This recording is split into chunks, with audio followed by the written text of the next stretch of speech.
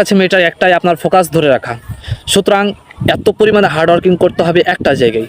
আপনি যদি আরবিতে সুন্দরভাবে প্রেজেন্টেশন করতে চান, একজন আল জাজিরার সাংবাদিক হিসাবে যারা সাংবাদিক তাদের মতো যদি সুন্দর করে প্রেজেন্টেশন করতে চান, তাহলে প্রচুর পরিমাণে এই জায়গায় হার্ড ওয়ার্কিং করুন ছোট থেকেই, এবং বিভিন্ন দিককার শক্তি সব এক জায়গায় ফোকাস করুন।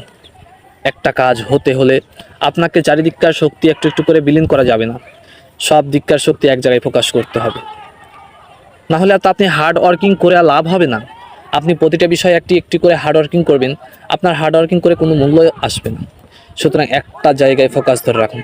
আপনি ইংরেজিতে খুব সুন্দরভাবে প্রেজেন্টেশন করতে চান, পাবলিক ফিগারে ইংরেজি কথা বলতে চান, তাহলে আপনাকে সেভাবেই করতে হবে। আপনি বাংলা বিশুদ্ধভাবে কথা বলতে চান, বাংলায় সুন্দরভাবে স্পেশালি খুবই সুন্দর কমিউনিকেটেড করতে চান, কমিউনিকেটেড করতে চান, তাহলে আপনাকে কিছু টিপস অ্যান্ড ট্রিক্স এবং কিছু আপনাকে প্র্যাকটিস এবং খুব ওই বিষয়ে হার্ড ওয়ার্কিং করতে হবে।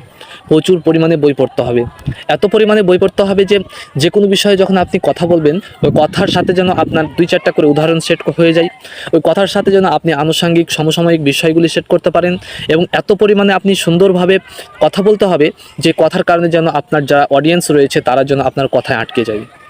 হ্যাঁ, যখন এইভাবে কথা বলবেন তখন মূলত আপনি একজন পাবলিক ফিগার ক্রিয়েটর হতে পারবেন, তখনই মূলত আপনি একজন পাবলিক ফিগার কমিউনিকেটর হতে পারবেন। না হলে আপনার তো লাভ নাই।